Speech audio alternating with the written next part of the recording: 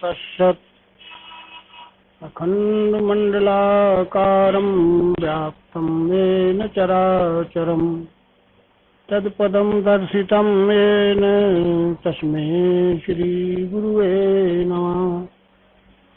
अज्ञानान्धस्य लोकस्य ज्ञानाञ्जनशलाकया चक्षुरुन्मीलितं येन तस्मै श्रीगुरुवे नमः। मूकं करोति वाचालं पङ्गुं लङ्घिते गिरिं यत्कृपातमहं वन्दे परमानन्दं सद्गुरुं मायानन्दं सद्गुरुं। वसुदेवसुतं देवं कंसचाणूरमर्दनं देवकी परमानन्दं कृष्णं वन्दे जगद्गुरुं कृष्णं वन्दे जगद्गुरुं। परम मंगलमय विश्वरूप परमात्मा एवं परमात्म स्वरूप तत्वदर्शी सदगुरु के चरणों में सादर नमन करते हुए कलयुग में दिव्य दृष्टि के आविष्कारक सत्युग प्रवर्तक नवम बुद्ध अवतार नारायण भगवान श्री मायानंद जी चैतन्य द्वारा स्वधर्म के अनुसार आत्म कल्याण और विश्व कल्याण हेतु संस्थापित केंद्रीय अध्यात्म विज्ञान शाला ओंकारेश्वर जिला खंडवा मध्य प्रदेश के अंतर्गत आयोजित श्रीमद् भगवद गीता मनन सत्र के आज 18वें अध्याय के शेष बचे हुए श्लोकों का 35 श्लोक के बाद 78 श्लोक तक का सहज सरल और संक्षिप्त स्पष्टीकरण प्रारंभ कर रहे हैं। आप सभी फेसबुक लाइव से जुड़ने वाले आदरणीय सज्जनों का देवियों का सादर अभिवादन स्वीकार करते हुए और सभी को नरमदे हर कहते हुए शेष श्लोकों का सहज सरल स्पष्टीकरण प्रारंभ हो रहा है। अभी कम लोग भी जुड़ पाए होंगे, इसमें दिखते हैं स्क्रीन में कितने जुड़े हैं। यहाँ भी कुछ कम लोग हैं। एक छोटा सा भगवान का पद बोलने के बाद शुरू करते हैं। आप सहित गोविंद कहूँ सब, आप सहित गोविंद क्षर अक्षर यह भेद लखाए, क्षर अक्षर यह भेद लखाए। काटन भ्रम को फंद कहूँ सब, आप सहित गोविंद क्षर है रूप मिठास सुअक्षर, क्षर है रूप मिठास सुअक्षर। नाम धर्यो है कंद कहूँ सब, आप सहित गोविंद। क्षाण भेद एक करि जानो, क्षाण भेद एक करि जानो। देखहु निज आनंद कहूँ सब, आप सहित गोविंद। श्रुति स्मृति संत कह सत मानो, श्रुति स्मृति संत कह सत मानो। बोधहि मायानंद कहूँ सब, आप सहित गोविंद। आप सहित गोविंद कहूँ सब, आप सहित गोविंद। सद्गुरु भगवान की जय। तो ये 35वें श्लोक तक श्रीमद् भगवद गीता के 18वें अध्याय मोक्ष संन्यास योग नाम का 35वें श्लोक तक में 3 प्रकार का धीरज, सत्वगुणी धीरज, रजोगुणी धैर्य और तमोगुणी धैर्य को समझाते हुए 36वें श्लोक से भगवान कृष्ण जी कहते हैं,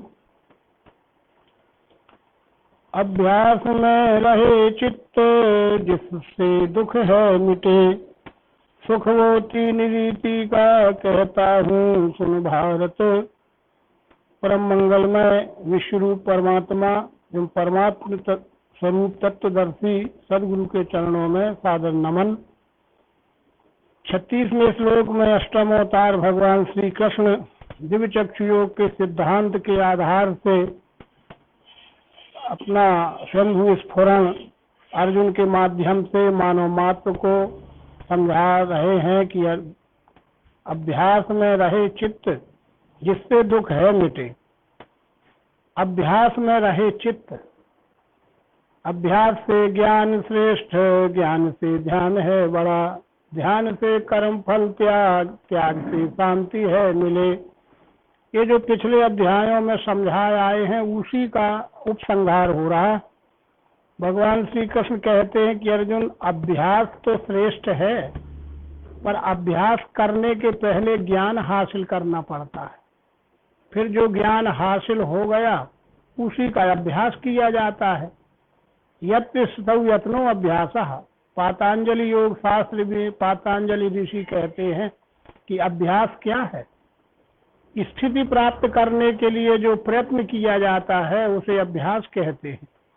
यत्तिष्ठौ यत्नो अभ्यासः, स्थिति प्राप्त करने के लिए जो परिश्रम किया जाता है, जो अभ्यास किया जाता है वह अभ्यास कहलाता है। और जब अभ्यास पक्का हो जाता है, अभ्यास जब पक्का हो जाता है, काफी समय लग जाता है उसमें, जब अभ्यास पक्का हो जाता है तो वो बात चित्त में स्थायी हो जाती है। अभ्यास में रहे चित्त, जब चित्त में कोई बात स्थिर ही हो गई, चित्त फिर वो कभी नहीं मिटती है। अनुभूत विषय असम प्रमोसा स्मृति, अब अनुभूत विषय असम प्रमोसा स्मृति, देखे हुए को कभी न भूलना, देखे हुए को कभी न भूलना, वो चित्त में पहुंची हुई बात का लक्षण है। चित्त में ही पहुंच गई होती है कोई चीज तो गहरी नींद में भी कोई सो के उठता है, या उस समय भी कोई पूछता है कि कोई जरूरी सामान या वस्तु या विषय कहाँ है, तो उस स्थिति में भी वो बोल देता है और सही बोलेगा, क्योंकि वो चित्त में ही बैठी हुई बात है। इसलिए अभ्यास में रहे चित्त जिससे दुख है मिटे। ये जीव भाव के जो दैहिक दैविक भौतिक त्रिताप, तीन ताप रहते हैं मानव के जीवन में अर्जुन। दैहिक ताप, दैहिक यानी शरीर के अनेक प्रकार के खान पान और आहार विहार के असंयम से जो होने वाले हैं वो दैहिक ताप है। भौतिक यानी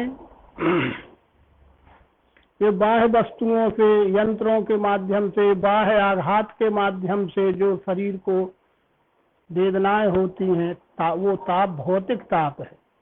और दैविक ताप यानी कर्मों का फल स्वरूप दैविक ताप है। देव पूर्व जन्म कृतम कर्म प्रारब्ध विकथ्यते, पूर्व देह का भी और इस वर्तमान देह का भी पूर्व समय के किए हुए जो कर्म है वह प्रारब्ध बन जाते हैं। और प्रारब्ध माने फल को कहते हैं, कर्म का फल प्रारब्ध है। जीवन यदि झाड़ है तो कर्म उसका बीज है। जीवन रूपी झाड़ में कर्म रूपी बीज बोया गया, जीवन रूपी खेत में कर्म रूपी बीज बोया गया तो वो फल आएगा। देर अबेर कुछ भी हो जा पर वो तो आएगा।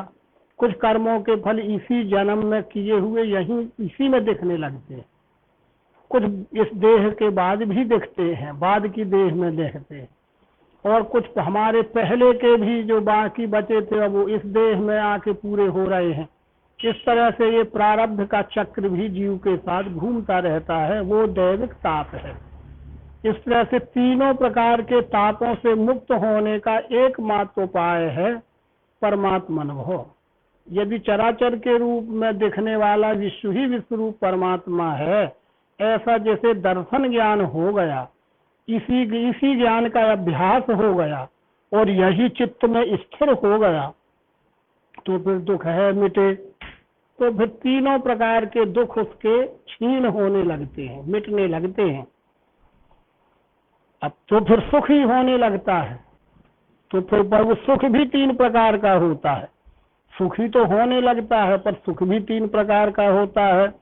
सुख वो तीन रीति का कहता हूँ सुन भारत। हे भारत अर्जुन, वो सुख तीन प्रकार का होता है। कैसा होता है, उसकी पहचान क्या है, सात्विकी सुख क्या है, राजसी सुख क्या है और तामसी सुख क्या है, वो समझ ले।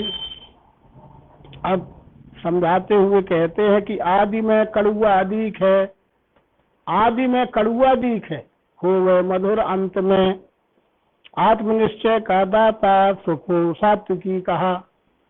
प्रारंभ में उपयोग करते समय चाहे वो कड़ुआ दिखे, कड़ुआ यानी दुख रूप दिखे, आदि में कड़ुआ अधिक है।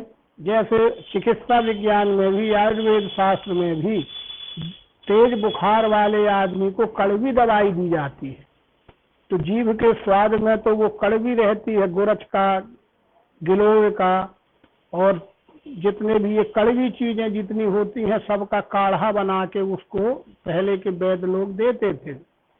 तो कड़वी चीजें तो पीते समय बहुत गले के नीचे भी नहीं उतरती, इतना कड़वापन रहता है। पर यदि नीचे उतर गई तो वो बहुत, बुखार कितने भी लंबे समय का बुखार हो वो आयुर्वेद में ठीक हो जाता है।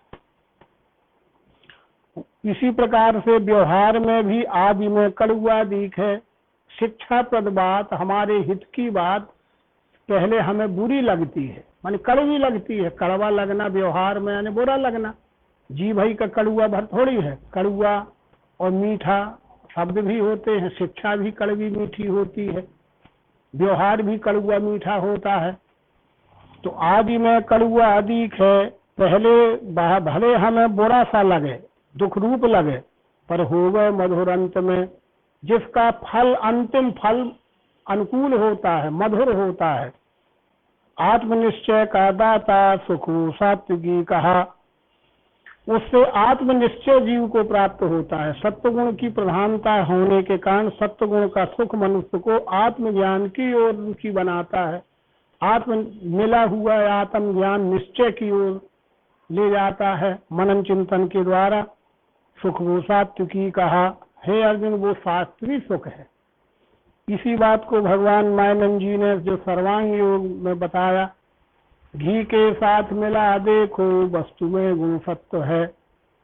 इससे आगे बढ़कर भगवान मायनन जी कहते हैं कि कुछ लोगों को ये समझ में नहीं आती बात की आदि में कड़ुआ दीख है, हो गए मधुर अंत में, पहले कड़ुआ हो गए फिर अंत में मधुर हो गए। पर ये बात तो मैंने ही कही थी 8वें अवतार में, पर यदि सही समझ में नहीं आई है तो फिर भी समझ लो। तो सर्वांग योग में समझा दिया कि घी के साथ मिला देखो वस्तु में गुण सत्व है। घी के साथ शक्कर मिलाओगे तो वो तीनों बात अच्छा रहेगा, उपयोग भी अच्छा और परिणाम भी अच्छा। तो तीनों भाव में जो ये अच्छा ही अच्छा लगेगा, उपयोग खाने में भी उपयोग भी अच्छा, परिणाम भी अच्छा, तो वो सत्वगुण है। पर यहाँ कृष्ण जी कहते कि उपयोग भले कड़ुआ लगे, बुरा लगे, पर परिणाम अच्छा हो। पर भगवान उसी विषय को कहते हैं कि घी के साथ यदि शक्कर मिलाओगे तो खाने में भी अच्छी लगेगी, परिणाम भी अच्छा आएगा, शरीर को हष्ट पुष्ट तंदुरुस्त बनाएगा। इसीलिए प्रचलन में लोग व्यवहार में जब शादियां विवाह गर्मी में ज्यादातर होते थे तो बतासे में घी खवाने का क्या मतलब था कि जा रहा है दूल्हा तो उसको गर्मी ना बढ़े तो घी शक्कर, वो मोहजोनी जिसको कहने लगे, वो ही मोहजोनी है। और लौट के आया है तो भी वो मोहजोनी मतलब घी शक्कर, गर्मी शांत करने वाला तरीका नुस्खा था वो। अब उसको अपन ने नेंग बना लिया कि जात समय घी शक्कर बतासा में लग खिलाया जाता है और आया है तो फिर नेंग है, अब उसको अपन ने नेंग बना लिया। पर वो ज्ञान से संबंध था, व्यवहार में संबंध था। सुखोपार्थ सात्विकी विष इंद्रियों से प्राप्त अमृत सम आदि में अंत में विष का भाई सुख वो राजसी कहा। विषेंद्रियों से प्राप्त, हे अर्जुन विषेंद्रियों से प्राप्त। खाने में इंद्रियों को तो अच्छा लगता है, जैसे जीभ से खाना शुरू किया कोई खाने वाली चीज को, तो विष इंद्रियों से उपयोग करते समय तो बहुत अच्छा लगता है, बहुत अच्छा लगता है, और खा लेता है आदमी, जितनी इच्छा नहीं है उससे भी ज्यादा खा लेता है। तो विष इंद्रियों से प्राप्त अमृत समाधि में, पहले तो अमृत जैसे लगती है वो चीजें कि और मिल जाए, पर अंत में विष का भाई, अंत में शरीर में वो विष का काम करती हैं, जहर का काम करती हैं, शरीर को नुकसान पहुंचाती हैं। अब ये व्यवहार में भी है, वह व्यक्ति सत्वगुणी है जिस मिलते साथ भी प्रसन्नता होती है। व्यवहार में जब तक रहा जब भी प्रसन्नता रही, और जब जाने लगा विदा लिया एक दूसरे से तब भी प्रसन्नता रही, तो वो दोनों तरफ सत्वगुण रहा ना। ये खाने की बात नहीं है, मानव मात्र के व्यवहार में भी तीनों सुख दिखते हैं। आते समय भी अच्छा, आइए आइए बैठिए, खूब अच्छी मेहमानी नवाज हुई, और चर्चा होते होते कुछ कड़वाहट लगने लगा जल्दी चला जाए, और जाते समय फिर कोई मेल मुलाकात नहीं, जान एक दूसरे से कोई नमस्कार दुआ सलामी भी नहीं हो रहे, तो वो कौन हो गया, वो कहाँ सत्वगुण रहा। और विष इंद्रियों से प्राप्त अमृत समाधि में, पहले तो मिलते समय आइए आइए आइए आइए, और जब जाते समय फिर तू मैं हो गई, तू मैं हो गई, तो वो रजोगुण का व्यवहार हो गया, वो राजसी सुख है। अंत में विष का भाई, अंत में जहरीली बातें और होके, संबंध बिगड़ने वाली बातें होके जुदा हो गए एक दूसरे से। और प्रारंभ में अंत में भी चित्त का भ्रम जो करे, हो गए अन्याय निद्रा से उसे तामस है कहा। तमोगुणी सुख, खूब गहरी नींद लेना, वो भी सुख है। जो लेता है उससे पूछो, वो उसको तो बात करो तो वो झल्लाता क्यों है, क्योंकि उसके सुख में खलल हो रहा है ना, अपन कर रहे उठाने वाले जगाने वाले। उस तमोगुणी सुख नींद निद्रा को कहते हैं। मनमाना भोजन मनमाना करने को मिल जाए वो रजोगुणी सुख है, मन का करने मिल रहा है वो रजोगुणी सुख है। जहाँ मन का करने ना मिला तो सामने वाला बाधक दिखने लगा कि ये तो बाधक है, इसको जल्दी हटाओ यहाँ से, वो रजोगुणी सुख है। और सत्वगुणी सुख उपयोग से लेके परिणाम तक प्रेम भी बना रहता है, व्यवहार में भी। तो प्रारंभ में अंत में भी चित्त को भ्रम जो करे, उपयोग करते समय भी दुख, उपयोग करते समय भी दुख और अंत में भी दुख। ये पहले भी दुख, बीच में भी दुख, अंत में भी दुख। कोई आया, आते ही साथ त्योरी चढ़ गई, अरे कहाँ से बलाय आ गई, ये देख उसकी अभी आया नहीं, दूर से ही देखा, लगा आया ही रहा है, अरे देखो बलाय आ रही है, वो आ भी गया, बलाया जैसे बैठो ना बैठो बैठो, और फिर तू मैं कुछ भी होने लगी, और फिर वैसे ही तू मैं होता हुआ चला गया, तो वो तमोगुण हो गया। ये व्यवहार के लिए है और खान पान में भी है। तो सुख तो सतोगुणी भी मानता है, सुख तो रजोगुणी भी मानता है, और तमोगुणी भी सुख मानता है। सत्वगुणी का सुख यह भैया प्रेम से आओ, प्रेम से बैठो, प्रेम से जाओ, ये सत्वगुणी का सुख है। रजोगुणी आते समय तो प्रेम दर्शाता है, स्वार्थ की बातें होती हैं, स्वार्थ नहीं सधा तो एक दूसरे से मनमुटाव होके फिर बैर हो जाता है, वो रजोगुणी सुख है।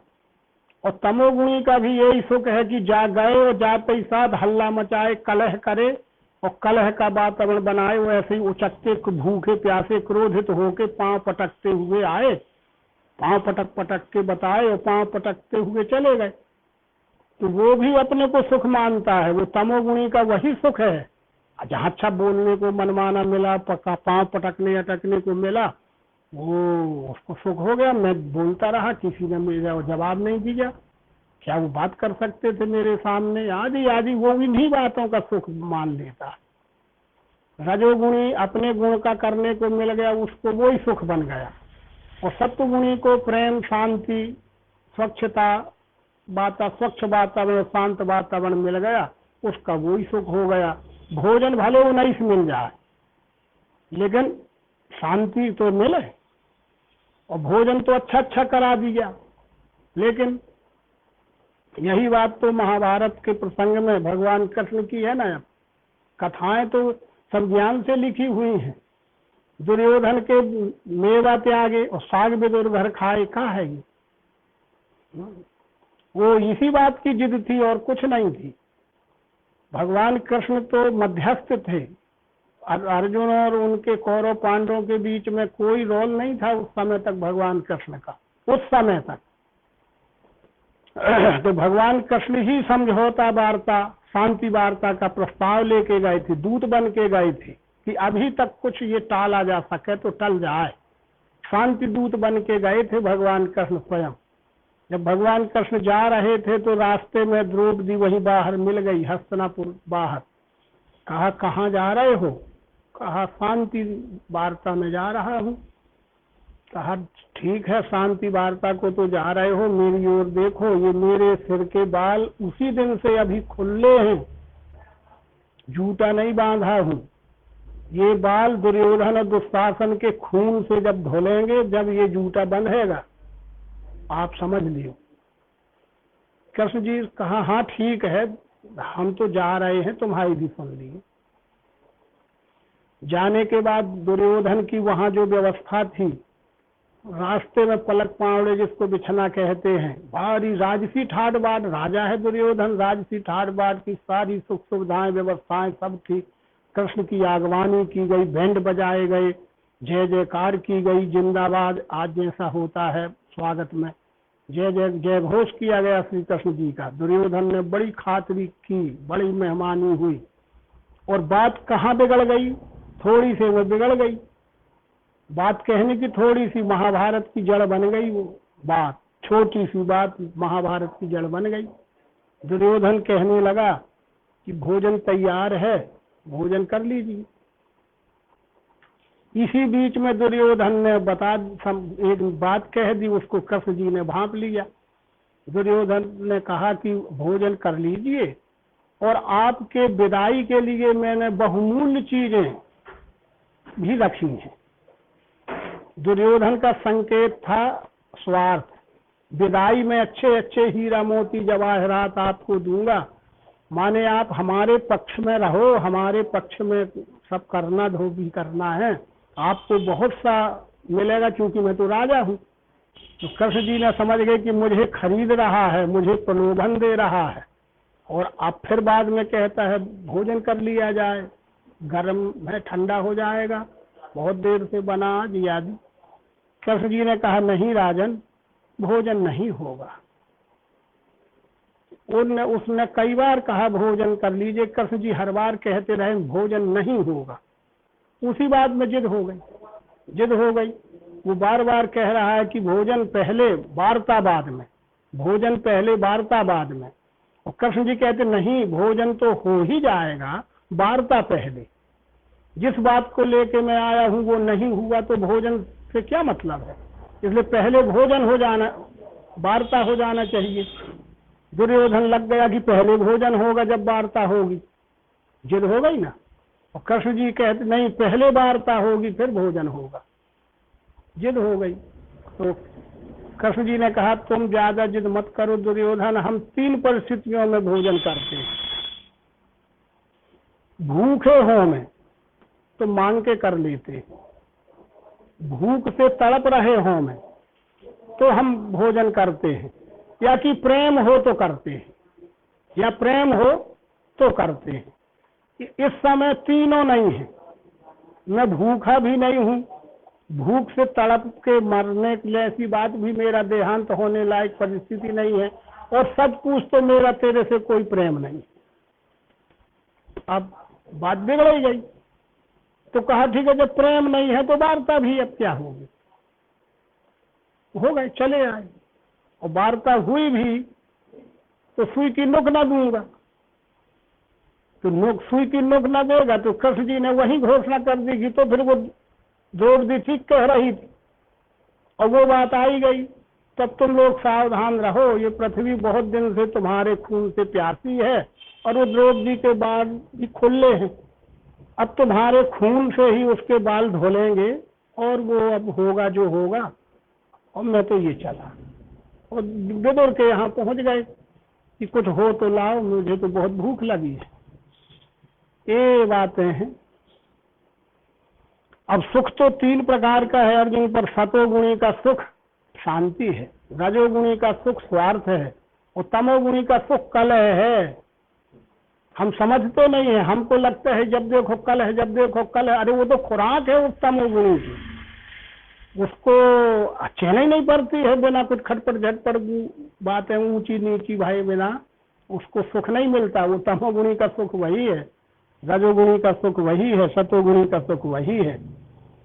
प्रकृति से होने वाले गुणों से 3 मुक्त है, ऐसी वस्तु धरती में, सुरों में, स्वर्ग में नहीं। अब ले भगवान कृष्ण कहते कि अर्जुन न तदस्ति पृथिव्याम वा दिवि देवेषु वा पुनः सत्वम प्रकृति जैर मुक्तम यद एभि स्त्रिभिर्गुणैः। प्रकृति से होने वाले गुणों से 3 मुक्त है। हे अर्जुन, तेरे को बहुत पहले से 7वें अध्याय से 13वें अध्याय में 14वें अध्याय में समझा तो आ रहा हूँ कि संपूर्ण सृष्टि त्रिगुणात्मक है। सतरजतम 3 गुणों से क्रियाशील होती है। सुई की नुक बराबर ऐसी कोई जगह खाली नहीं जहाँ 3 गुण ना हो। प्रकृति ही त्रिगुणात्मक है, मेरी माया त्रिगुणात्मक है, त्रिगुणमयी माया है। प्रकृति से होने वाले गुणों से 3 मुक्त है, ऐसी वस्तु धरती में, सुरों में और स्वर्ग में। तो यहाँ जब कृष्ण जी ये समझाया है कि सुर कहीं बादल में ऊपर नहीं रहते और स्वर्ग कोई बादल में ऊपर लोक लोकांतर में उत्तर दक्षिण दाएं बाएं नहीं होता, तो फिर यहाँ कैसे कह रहे हैं कि सुरों में स्वर्ग में नहीं होते होंगे जब तो कह रहे हैं? ये बात नहीं है। 9वें अवतार उसका रहस्य खोलते हैं कि धरती में यानी 5 तत्व, आकाश भी 3 गुण का है, वायु भी 3 गुण का है, अग्नि भी त्रिगुणात्मक है, जल भी त्रिगुणात्मक है, पृथ्वी भी त्रिगुणात्मक है। ये धरती में यानी 5 तत्वों में 3 गुण क्रियाशील है। सुरों में माने 3 गुण में भी 3 गुण है। सतो गुण में भी सत का सत, सत का रज और सत का तम, और रजोगुण में भी रज का सत, रज का रज और रज का तम, और तमोगुण में भी तम का सत, तम का रज और तम का सत। ऐसा है, विचित्र है ये। 3 ही गुण भर थोड़ी है, 3 गुण के और उसी का उसी में और विस्तार हो गया है तो 3 ही गुण, पर उस गुण में कॉम्बिनेशन जो हुआ है, मिश्रण जो हुआ है, वो अलग विषय है। इसलिए धरती में, सुरों में, स्वर्ग में नहीं। धरती में यानी 5 तत्वों में भी 3 गुण हैं, और सतरजतम 3 गुण तो मोटी समझाने के लिए हैं, पर सत में सत भी होता है, और सत का रज भी होता है, सत का तम भी होता है। अब वो व्यवहार में पता चल जाता है। 100% सतोगुणी कोई नहीं होता, और कोई एक होगा भी 100% सत्वगुणी भी, तो उसके नीचे तम होगा। उस सत में भी सत अगर है तो उसका व्यवहार अलग होगा, और सत के नीचे तम है तो उसका व्यवहार बदल जाएगा, और सत के साथ रज है तो उसका व्यवहार अलग दिखेगा। ये गहराइयां हैं, बारीकी बातें हैं। इसलिए कृष्ण जी कहते हैं अर्जुन, ऐसी वस्तु धरती में यानी 5 तत्व में, सुरों में यानी 3 त्रिगुणों में, और स्वर्ग यानी गुण साम्य। स्वर्ग यानी गुण साम्य, गुण साम्य भी त्रिगुणात्मक है। सत्वगुणी गुण साम्य, रजोगुणी गुण साम्य और तमोगुणी गुण साम्य। इस समय सारी गुण साम्य तमोगुण स्वरूप में है। इस समय वर्तमान में वो गुण साम्य ही है, लेकिन अब हमारी समझ में नहीं आता कि ये सब उलट पलट सा क्या हो रहा है सारी दुनिया में एक साथ। ये क्या है कि सारे संसार में कोरोना है। एक बात है, ये मुद्दा है। वो जो साइंस अपनी नजर से देखता है, चिकित्सा विज्ञान अपनी नजर से देखता है, शब्द ज्ञानी अपने हिसाब से देखते हैं, ज्ञानी कहलाने वाले अपने ग्रह नक्षत्र देखते होंगे, दंड फंद बताते होंगे, पर विज्ञानी की नजर में भी दिख रहा है कि ये क्या है। ये गुण साम्य की तमोगुणी अवस्था का दृश्य है सब। गुण साम्य की रजोगुणी अवस्था, गुण साम्य की सतोगुणी अवस्था। अब 41 श्लोक से आगे बात अलग जैसे बदल जाता है। ब्राह्मण क्षत्रिय विद्वान शूद्राणाम च परम तप कर्माणि प्रवृत्तानि स्वभाव प्रभव गुणै। ये नाम जरूर कृष्ण जी ने लिए हैं। ब्राह्मण क्षत्रिय वैश्य और शूद्र परम तप, इनके कर्म हैं भिन्न स्वभाव गुण से हुए। तो जो चौथे अध्याय में बतला चुके हैं उसी को दोहरा रहे हैं कि चातुर्वर्ण्यम मया सृष्टम गुण कर्म विभाग सा।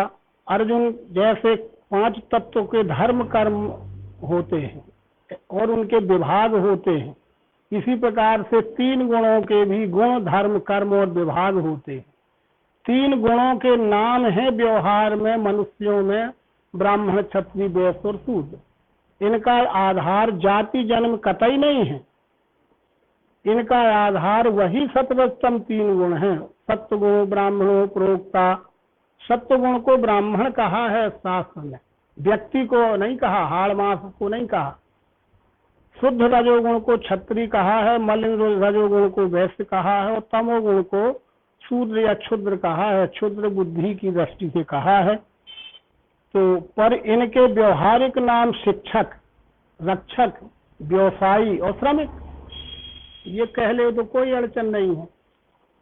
इनके कर्म हैं भिन्न स्वभाव गुण से हुए, इसलिए जहाँ सत्वगुण की प्रधानता का कर्म अलग दिखेगा स्वभाव में, शुद्ध रजोगुण का प्रभाव अलग देह में दिखेगा, मलिन रजोगुण का प्रभाव अलग दिखेगा और तमोगुण का प्रभाव अलग दिखेगा। इसलिए उनके व्यवहार में भी भिन्नता होगी, कर्म में भी भिन्नता होगी। इनके कर्म हैं भिन्न स्वभाव गुण से हुए।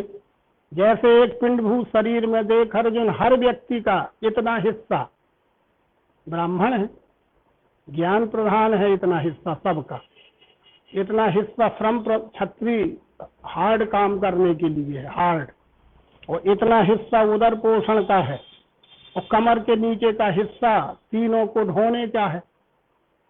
तो क्या कौन बड़ा है कौन छोटा है, कौन ऊंचा है कौन नीचा है? ये ऊंचा नीचा छोटा बड़ा छूत भूत बताने का विषय नहीं है कृष्ण जी का। ये तो अब हम मान बैठे हैं और उसको वहां जोड़ते हैं ले जाके, तो विषमता का जहर बनता है। और विज्ञान दृष्टि से समझो तो सब समता है। पैर भी मेरा है, सिर भी मेरा है, मैं पैर में भी हूँ, मैं सिर में भी हूँ, मैं तो संपूर्ण विश्व हूँ, तो मेरा ही तो सब अंग है, किसे छोटा बड़ा करूंगा? और जरूरत सबकी है। सिर भी जितना महत्वपूर्ण है, पैर भी उतने ही महत्वपूर्ण है, हाथ भी उतने भी महत्वपूर्ण है, उदर भी उतना ही महत्वपूर्ण है। क्या इसमें कनिष्ठ है? सब श्रेष्ठ है। अंग की दृष्टि से हर अंग अपनी जगह श्रेष्ठ है। अब उनके व्यवहार में जो लक्षण दिखते हैं, ये जाति पाति की बातें नहीं है, ये जिसमें ये लक्षण दिखें उनकी बात है। जिसमें दिखें, वो कोई हो, कहीं का हो, कहीं जन्म हुआ हो उसका। समोदमस्तपः शौचम शांति आर्जवमेव च ज्ञान विज्ञानास्तिक्यम ब्रह्म कर्म स्वभावजम। सम दम तप, सम दम तप, ये 3 तमोगुण से मतलब रखते हैं। शौच शांति और सुशीलता ये रजोगुण से संबंध रखते हैं, और ज्ञान विज्ञान आस्तिक्य ये सत्वगुण से संबंध रखते हैं। ऐसे 9 गुण जिस पिंडधारी देहधारी व्यक्ति के व्यवहार में, कार्य में, स्वभाव में प्रधान रूप से दिखते हैं, वो वर्ण की दृष्टि से शिक्षक है या ब्राह्मण है। शौर्यम तेजो धृति दाक्षम युद्धे चापलायनम दानम ईश्वर भावश्च छात्र कर्म स्वभावजम। शौर्य तेज धृति दाक्ष युद्ध से भागना नहीं, दान ईश्वर का भाव क्षत्रियों का स्वकर्म। ये शौर्य अन्याय के प्रति विरोध करने की क्षमता, अन्याय के खिलाफ शौर्यता का गुण हो, जिसमें होगा वो अन्याय के खिलाफ बोल पाएगा, नहीं है तो होते हुए भी पीछे हट जाएगा। शौर्य तेज, आचरण का तेज उसमें रहता है। धृति बुद्धिमान होता है, दक्ष कार्य में कुशल होता है। युद्ध से भागना नहीं, और अगर लग गए हैं तो फिर बीच में छोड़ के भागते नहीं हैं, आखिरी तक निर्णय होने तक लगे रहते हैं। युद्ध से भागना नहीं का मतलब पीठ करके नहीं भागता है। अगर हथियार नहीं रह गए हैं तो लेके फिर आ जाएगा, वो भागना नहीं कहलाता है। राम रावण युद्ध देखा होगा, रावण एक बार एक दिन के युद्ध में हथियार लैस हो गया तो राम ने युद्ध रोक दिया, कहा नहीं हम युद्ध नहीं करेंगे, आप युद्ध जाइए, हथियार लेके आइए, कल भले होगा।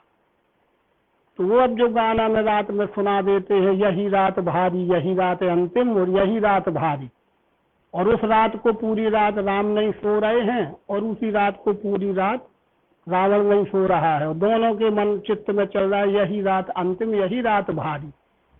और दूसरे दिन रावण जब हथियार से आया और फिर युद्ध हुआ और मारा गया, वो अलग बात है। ये छत्री दोनों तरफ का है। यदि वास्तव में गुण का छत्री है तो निहत्थे पे हाथ नहीं चलाता है, और वास्तव में अगर गुण का छत्री है तो वो भागा नहीं है, हथियार लेने गया है, फिर आएगा। वो बात, गुण का छत्री अलग चीज है, जाति का अलग चीज है। भीष्म क्या थी, गुण के छत्री है कि पद था छत्री का, और राम गुण के छत्री हैं, कृष्ण गुण के छत्री है, अर्जुन गुण का छत्री है। ये जाति छत्री थोड़ी होती है, गुण छत्री होता है। शौर्य तेज धति दाक्ष, युद्ध से भागना नहीं, दान ईश्वर का भाव, क्षत्रियों का सुकर्म ये। कृषि गोरक्ष वाणिज्यम वैश्य कर्म स्वभावजम, परिचर्यात्मकम कर्म सूदस्यापि स्वभावजम। हे अर्जुन, खेती में रुचि होना, जन्मजात, न सिखाओ उसको, पर पैदाइशी उसका मन वहीं लगता है, खेती तरफ। गोपालना, गोपालन का मतलब गाय अकेली नहीं है, हमारे लिए गाय प्रधान है, पर कहीं जो जहाँ जो महत्वपूर्ण पशु है वो वहाँ के लिए वही गोपालन है। गो माने इंद्रियवान प्राणियों का रक्षण करना, इंद्रियवान प्राणियों को पालना। गो का अर्थ मात्र एक देशी हो जाता है गाय कहने से। गाय हमारे लिए पूज्य है, उपयोगी है इसलिए, पर मरुस्थल में और कहीं और कहीं और अलग अलग देश काल परिस्थिति में वो वन्य वैश्यों का निज कर्म है, और सेवा करना यही एक कर्म शूद्र स्वभाव का।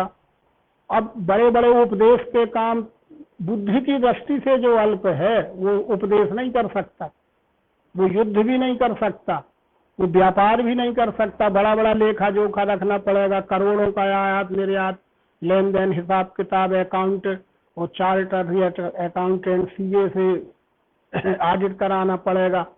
कम बुद्धि का आदमी ये सब तीनों काम नहीं कर सकता है। जो बुद्धि की दृष्टि से जो अल्प है वो श्रमिक है, सेवा करेगा, श्रमिक का काम करेगा, उसको बड़े बड़े किताब पढ़ने की, उपदेश करने की जरूरत भी नहीं है, कहीं हथियार चलाने की जरूरत भी नहीं है, और कोई बड़ा व्यवसाय का लेखा जोखा रखने की भी जरूरत नहीं है। हम तो श्रमिक हैं, काम करते हैं, हमारा घर चलता है। तो ये जो है, ये भगवान कृष्ण की जो ये बात है, ये वर्ण धर्म की बात है।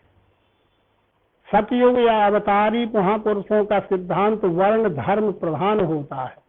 त्रेता कुल प्रधान होता है, सूर्य कुल, चंद्र कुल, यदु कुल, ये सब कुल प्रधान है। द्वापर में जातियां बन जाती हैं और कल युग में उपजाति हो जाती है। एक के भेद, एक के भेद, भेद के भेद, इस तरह से करे जो अपना कर्म सिद्धि की प्राप्ति है, तिसे स्वकर्म रति वाले को मिलती है सिद्धि, वो सुनो। तो भगवान कृष्ण कहते कि अर्जुन करे जो अपना कर्म। चारों का स्वभाव तो बता दिया, ये चार स्वभाव के नाम है, जाति के नाम नहीं है। जाति तो अनंत है और स्वभाव चार है। जाति तो अनंत है ना, पर स्वभाव तो चार ही है। जाति तो बहुत सी है, गिनती नहीं गिनी जा सकती है, इतनी जातियां हैं आज मनुष्यों की। पर करे जो अपना कर्म सिद्धि की प्राप्ति है, जिसे सफल जीवन जीना है वो अपना कर्म करे। जिसमें जो स्वभाव है वो अपना कर्म करे। स्वकर्म रति वाले को मिलती है सिद्धि, वो सुनो। यथा प्रवृत्तिर्भूतानां येन सर्वम् इदं ततं, स्वकर्मणा तमभ्यर्च्य सिद्धिं विन्दति मानवा। ये भगवान कहते हैं कि जिससे भूत करें कर्म, विश्व में सब व्याप्त, जो चराचर में जो व्याप्त कर रह रहा है वो कौन है? वो विष्णु परमात्मा ही चराचर के रूप में देख रह रहा है। ऐसा जानकर जो परमात्मा की सेवा के लिए ही शिक्षण कर रहा है, तो परमात्मा की शिक्षण कार्य हो रहा है। न्याय रक्षण भी है तो परमात्मा की सेवा है, और वैश्य व्यापार भी है तो परमात्मा की सेवा है, और शारीरिक श्रम भी है तो परमात्मा की सेवा है। ऐसा चारों स्वभाव के लोग अपना अपना कर्म जब सेवा समझ के करते हैं तो उसको स्वकर्म के द्वारा भजे। ये कृष्ण जी का भजन है। स्वकर्म के द्वारा भजन हो सकता है। तुम स्वकर्म छोड़ के और बैठ गए कि हम भजन कर रहे हैं, तो रोटी क्यों मांगते हो? फिर भजन खा ले। पानी क्यों मांगते हो? पानी भजन पी ले। बिस्तर क्यों मांगते हो? भजन को ओढ़ ले और भजन को बिछा ले। संसार का सब सुख चाहिए और भजन कर रहे हो, निकम्मा बन गए हो। तो निकम्मेपन को भगवान कृष्ण समर्थक नहीं है। भगवान कृष्ण जो कह रहे हैं भजन तो करना पड़ेगा। भजने के लिए तो देह मिला है। ये देह का जन्म तो जब ही सार्थक है अर्जुन, जब ये भजन करे। पर भजन यानी अपना स्वकर्म करे। अपना अपना स्वकर्म ही अपना अपना भजन है। सबका भजन एक सा कर लोगे, सबको एक सा भजन करवा दे, चलेगी सृष्टि की व्यवस्था। इसलिए जिससे भूत करें कर्म विश्व में सब व्याप्त, जो उसको स्वकर्म के द्वारा भजे। मुझे स्वकर्म का भजन मान्य है। और देख मैं खुद भजन कर रहा हूँ, काम कर रहा हूँ मैं, यही मेरा भजन है। और तुझको जो काम करना है, तू धनुष छोड़ के सिर में हाथ रख के बैठा है, तो तेरा ये भजन है क्या? ये बिगड़ गया तेरा भजन। और बैठे बैठा तू होंठ चलाते, हाथ चला, इससे क्या होना है? तेरा तो ये भजन है और मेरा ये भजन है। तू अपना भजन कर, मैं अपना भजन करूंगा। क्योंकि आगे कह तो आए कि जो भजे मुझको जैसे उसको मैं भजता वही। जो मुझको जैसा भजता है मैं उसको वैसा भजता हूँ। मतलब क्या है इसका? आप मुझे सम्मान दोगे, मैं आपको सम्मान दूंगा। आप मेरा निरादर करोगे, मैं आपका निरादर करूंगा। भजो जैसा जिसको भजना है, जैसे भजोगे वैसे तुम भी भजे जाओगे। ये भजन है। गीता का भजन व्यवहार है। स्वधर्म अगुणी श्रेष्ठ अक्लेशी अन्य धर्म से, वर्ण का कर्म करने से पाप में विधता नहीं। हे अर्जुन, तेरे को पाप का डर लगा है। पाप लगेगा, पाप लगेगा। आतताइयों को मारने से लगेगा पाप ही हमें। ये तेरा सोच है ना। और कृष्ण जी ये कहते हैं, वर्ण के कर्म में दोष है तो भी त्यागना नहीं। प्रारंभ सब कर्मों का दोषी है अग्नि धूम्रवत। यहाँ तक कृष्ण जी कहते हैं, अर्जुन वर्ण के कर्म का, वर्ण कर्म यानी अधिकार प्राप्त कर्तव्य का ईमानदारी से पालन कर। ये तेरा वर्ण कर्म। जिसको जो अधिकार मिला है, जो शासन के अधिकार कर्मचारी होते हैं उनको शासन से अधिकार मिलता है। पर का पूरा संसार शासकीय कर्मचारी है क्या? पर मानव मात्र को अधिकार मिला है, प्रकृति से अधिकार मिला है। प्रकृति की सत्ता मानव मात्र में है। प्रकृति से जैसे जो अधिकार मिला है वो उसका अधिकार प्राप्त कर्तव्य है। उस कर्तव्य को तू ईमानदारी से कर। तू वर्णारूढ़ है, तू वर्ण धर्म पालन करने हो, और उसमें दोष भी हो। दोष माने अपने अधिकार प्राप्त कर्तव्य करने में अड़चन भी हो, तो भी ड्यूटी तो करना पड़ेगी ना। अब आज किसी की ड्यूटी लगती है, कोरोना फैला है, ड्यूटी लगी है किसी की, तो डॉक्टर डॉक्टरी का काम न करेगा कि हम संक्रमित हो जाएंगे। हमारे सुरक्षा अधिकारी क्या अपनी ड्यूटी नहीं कर रहे हैं? क्या संक्रमित होने से डर रहे हैं? जो भी जिसका सफाई कर्मचारी क्या संक्रमित होने से डर रहे हैं? काम से हो रहे हैं, वो वर्ण का कर्म कर रहे हैं। अपने अधिकार प्राप्त कर्तव्य में दोष भी है कि हम भी संक्रमित हो जाएंगे, हमारा भी इलाज हो जाएगा। जब सबका इलाज हो रहा है तो हमारा भी हो जाएगा, हम भी क्वारंटीन हो जाएंगे, लेकिन ड्यूटी ना करेंगे क्या? इसमें कर तो रहे हैं। वो बात है, वर्ण के कर्म में दोष है तो भी त्यागना नहीं। प्रारंभ सब कर्मों का दोषी अग्नि धूम्रवत। अर्जुन, कोई भी अच्छा काम करोगे उनका शुरुआत कष्ट से ही शुरुआत होती है। यदि आग का सुख लेना है तो धुएं का दुख तो पहले लेना पड़ेगा। आग का सुख तो जब मिलेगा जब पहले धुआं लग जाएगा। अब वो गैस ऐस की बात छोड़ो कि अब तो खाना बन रहा है धुआं निकलता ही नहीं है, पर जब ईंधन के रूप में खाना बनता था तो ईंधन जलाओगे तो पहले तो धुआं निकलेगा, तो धुआं आंखों में लगेगा, फिर बाद में भोजन बन जाएगा।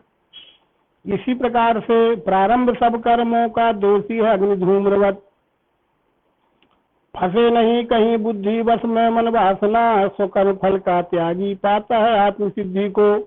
आत्मसिद्धि मिली जिसको वो कैसे ब्रह्म में मिले, संक्षेप से सुनो मुझसे निष्ठा ये श्रेष्ठ ज्ञान की। जो इस प्रकार की मंजिल में पहुंच जाता है, जो इस प्रकार के सदमार्ग से चलता हुआ अपनी स्थिति में पहुंच जाता है, वो आत्मसिद्धि। सिद्धि के अनर्थ बहुत समझाए जाते हैं, उसको सिद्धि प्राप्त है, उसको सिद्धि प्राप्त है। अरे सिद्धि के गलत अर्थ है ये। सिद्धि माने सफलता, सिद्धि संसिद्धि और परम सिद्धि।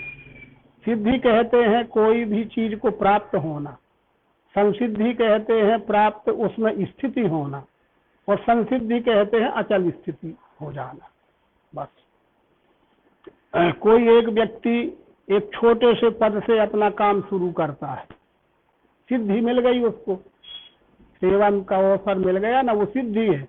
तो धीरे धीरे धीरे धीरे अपनी ईमानदारी और निष्ठा और कर्तव्य पालनता के चलते अंतिम अवस्था का जो पद है वो उसको प्राप्त कर लेता है। अब अब उससे ज्यादा उसको क्या प्राप्त करना है। कोई भारत का नागरिक है, एक सामान्य कार्यकर्ता की रूप में उसने प्रवेश किया और आज वो राष्ट्रपति यदि हो गई, अब क्या बनना है उसको। अब जब राष्ट्रपति हो गए तो अब क्या बनना है, वो सफलता मिल गई।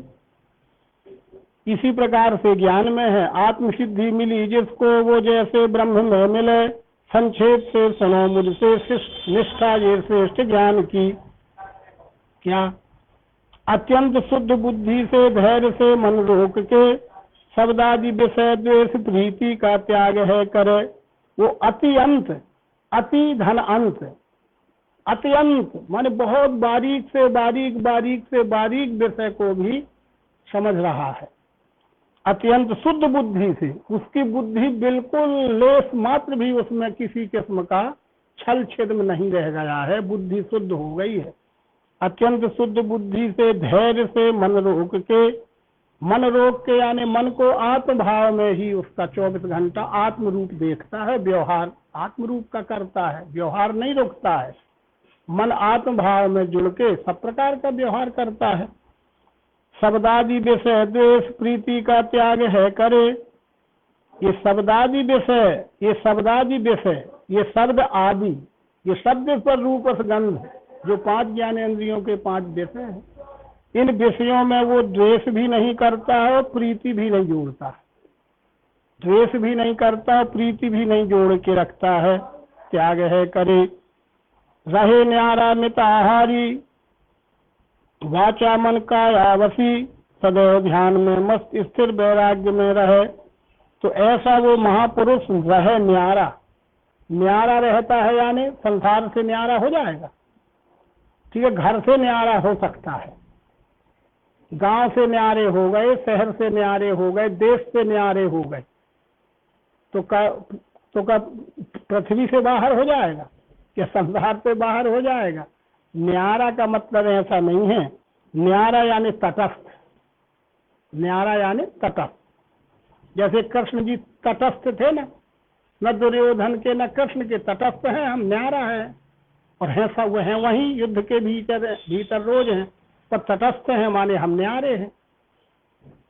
मांगने के लिए भी कह दिया था युद्ध के पहले कि तुम दोनों हो, जिसको जो मांगना है मांग ले। तो दुर्योधन ने क्या मांग लिया? सेना। और अर्जुन ने कहा सेना हमें तो आप ही चाहिए। तो अर्जुन ने कृष्ण जी को मांग लिया और दुर्योधन ने सेना मांग लिया। विजय कौन हुआ? आएगा आखिरी में जहाँ कृष्ण थे वहीं विजय हो गई। वो सेना में उतनी हती वे मारे तो वे और मर गए उतने, और प्लस और हो गए मरने वालों में सेना। इसलिए रहे न्यारा माने तटस्थ, मिताहारी। मिताहारी यानी आहार केवल भूख का आहार नहीं होता, हर इंद्री का आहार होता है। आंख रूप का आहार करती है, कान शब्द का आहार करता है, त्वचा स्पर्श का आहार करती है, जीभ भोजन का आहार करती है स्वाद का, और नाक गंध खाती है, गंध का आहार करती है। पांचों ज्ञानेंद्रियां अपने अपने विषयों का भोजन नहीं तो कर रही हैं। इसलिए सभी इंद्रियों के आहार को संतुलित रखता है। ये नहीं कि आंख से देखना बंद कर देता है, कान से सुनना बंद कर देता है, बंद नहीं हो सकता। जिस इंद्रिय का जितना आवश्यक उपयोग है उतना ही करता है, इसलिए उसे मिताहारी कहा जाता है। वाचा मन का आवसी, सदैव ध्यान में मस्त, स्थिर वैराग्य में रहे। सदैव ध्यान में मस्त, ध्यान में मस्त यानी सारा सेवा सब काम छोड़ के ध्यान में मस्त, बंद कमरे में बैठा रहता है, आंख बंद किए, ऐसा ध्यान में मस्त। एक कृष्ण जी का ये ध्यान में मस्त करना नहीं है। सदैव ध्यान में मस्त, देखी हुई वस्तु को कभी ना भूलने का नाम ध्यान है। तो आंख खोल के देखता है और जागरूक होकर व्यवहार करता है कि ये सब परमात्मा ही है, कहीं मेरे से चूक तो नहीं हो रही है, कहीं मैं चूक तो नहीं रहा हूँ, भाषण तो कर रहा हूँ पर मैं चूक तो नहीं रहा हूँ। हम भी 10-11 दिन से बोल तो जरूर रहे हैं, 1.5 घंटा धारा प्रवाह बोल रहे होंगे, पर हमारे को ध्यान है कि भारत में लोग देख रहे हो, ना देखे कोई और ना सुने लाए, पर एक शब्द से कहीं हम चूक तो नहीं रहे। एक अगर 1 ग्राम खीर भी बनी हो और उसमें 1 बूंद भी जहर हो जाए तो फिर वो खीर खाएगा कोई? 100 शब्द सही बोले जाए, एक रकार में चूक हो जाए तो बहुत सी अपवाद आ जाएंगे। ये ध्यान में मस्त रहना। बोलो, बोलने को कौन रोकता है, पर ध्यान रखो कि चूक ना हो जाए, ये ध्यान में मस्त। इसलिए अर्जुन वो ब्रह्म स्थिति को पहुंचा हुआ पुरुष कहीं सत्य प्रिय वचन विचारी 1000 बार सोचता है जब एक शब्द बोलता है, हजारों बार सोच के एक शब्द उसके मुंह से निकलता है। ऐसा सदैव ध्यान में मस्त, स्थिर वैराग्य में रहे। देहाध्यास बल गर्व काम क्रोध परिग्रह, छोड़ के ममता शांत वो मिले ब्रह्म रूप में। देहाध्यास, उसे अपने व्यष्टि शरीर में कोई आसक्ति नहीं रहती। ये नहीं कि व्यष्टि शरीर से लापरवाह रहता है, गंदगी लिपटी रहे तो चलेगा, ना नहाए तो चलेगा, नाखून बढ़े रहे चलेगा, बाल बढ़े रहे चलेगा, ऊपर का कपड़ा नीचे पहन ले और नीचे का कपड़ा ऊपर पहन ले, कहे वो तो परमहंस हो गए हैं। ये बात नहीं है, ऐसे परमहंस नहीं होते अर्जुन। हंस, राजहंस और परमहंस।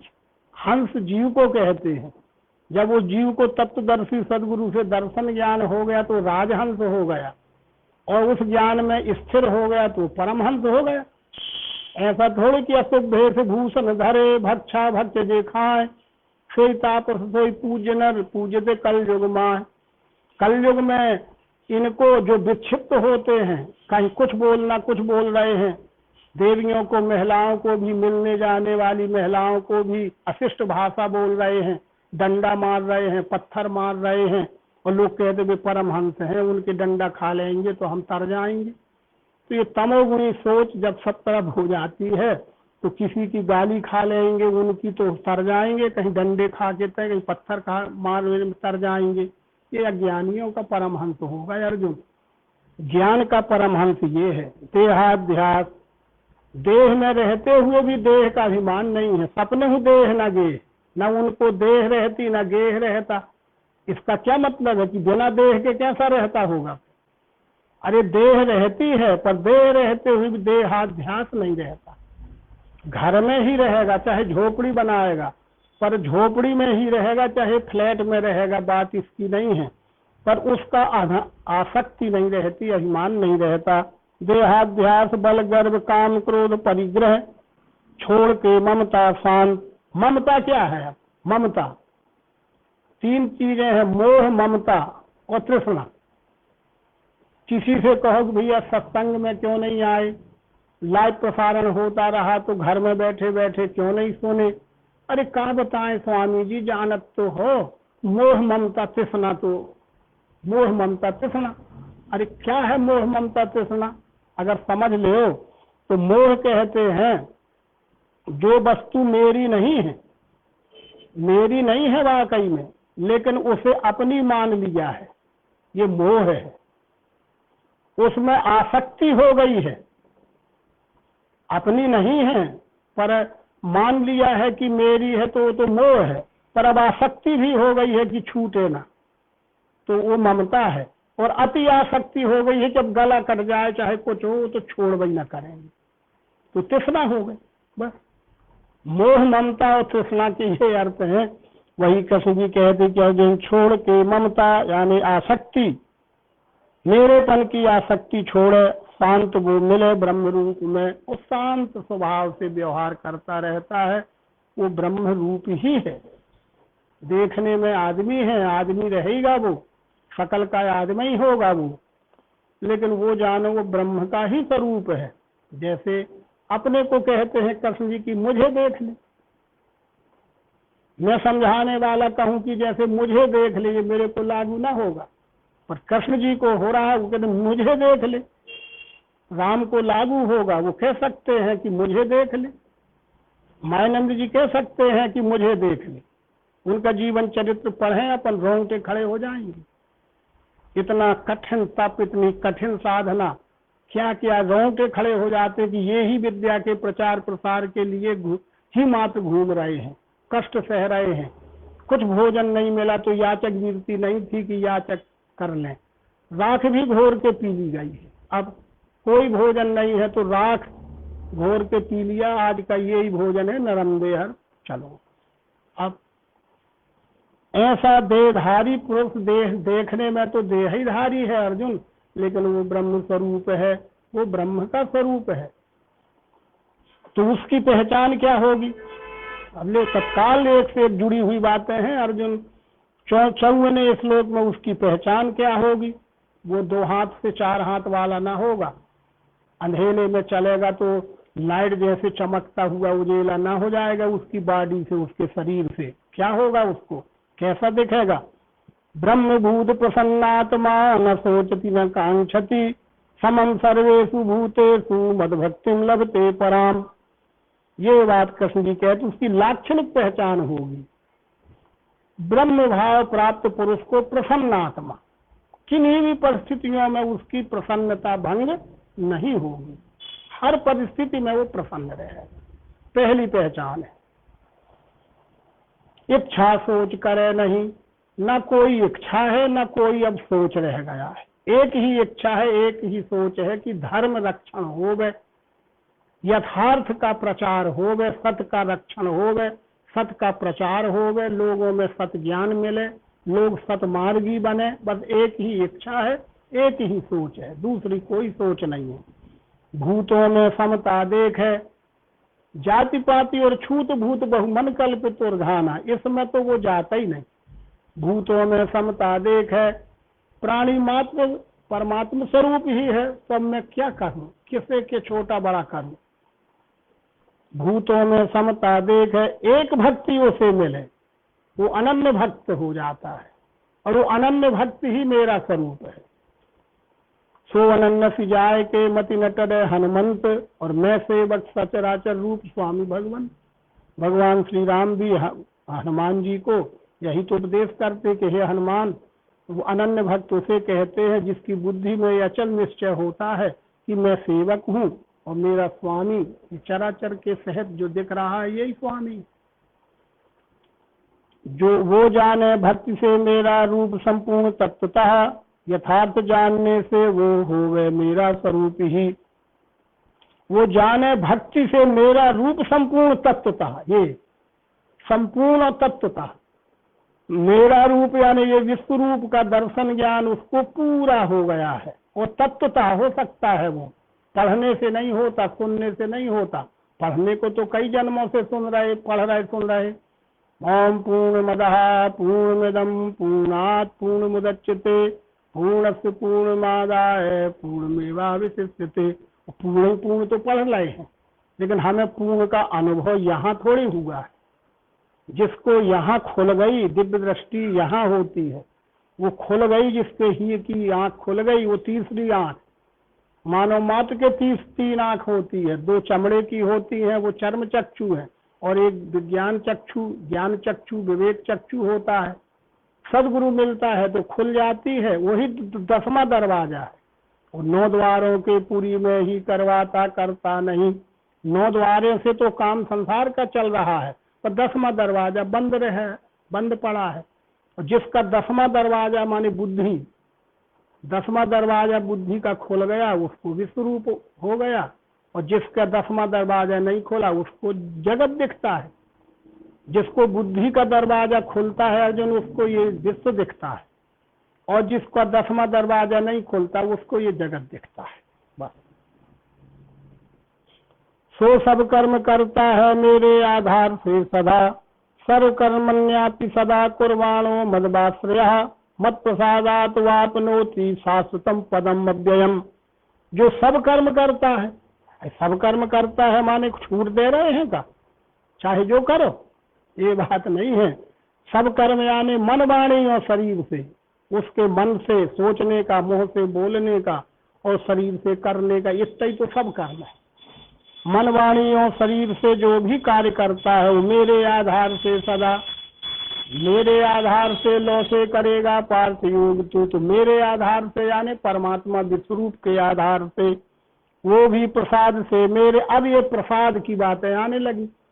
जब कथा हो जाएगी तो प्रसाद न मिलेगा, ठीक है। तो अब कथा अंत हो रही है, तो अब प्रसाद की बातें आने लगी। तो कृष्ण जी कह रहे हैं मत प्रसादात पराम शांतिम। अर्जुन, जीव का प्रसाद तो कई जन्मों से खाता आ रहा है, और मानव मात्र जीव का प्रसाद तो खा ही रहा है, पर ज्ञान प्रसाद भी मिलना चाहिए ना। तो ज्ञान प्रसाद अगर नहीं मिला तो जीव का प्रसाद कब तक टिकेगा। उसमें भी हम भेद लगा देंगे। पंजीरी तो अच्छी थी, लेकिन उसमें घी नहीं डाला था, घी भी डाला था तो मैं काजू किशमिश नहीं डाली थी। खीर भी हती तो अच्छी तो हुई थी, लेकिन मेवा न डरे थे। ये तो भेद लगाता रहेगा। जीव स्वाद की चीजों की भी पूर्ति कभी नहीं होती, कुछ ना कुछ उसमें चलता रहता है। लेकिन जो ये मेरा ज्ञान प्रसाद है, इससे तुझे परम शांति मिल जाएगी। जीव प्रसाद में तो कभी संतुष्टि किसी को नहीं मिलती। वो भी प्रसाद से मेरे मिले है ब्रह्म रूप में, चित्त से सब कर्मों को सौंप के मुझ में रहे, मेरे में रख के बुद्धि मेरी निष्ठा सदा गहे। अनन्यता दुख हरे मेरे प्रसाद से। फिर प्रसाद आएगा, आखिरी सब प्रसाद आएगा।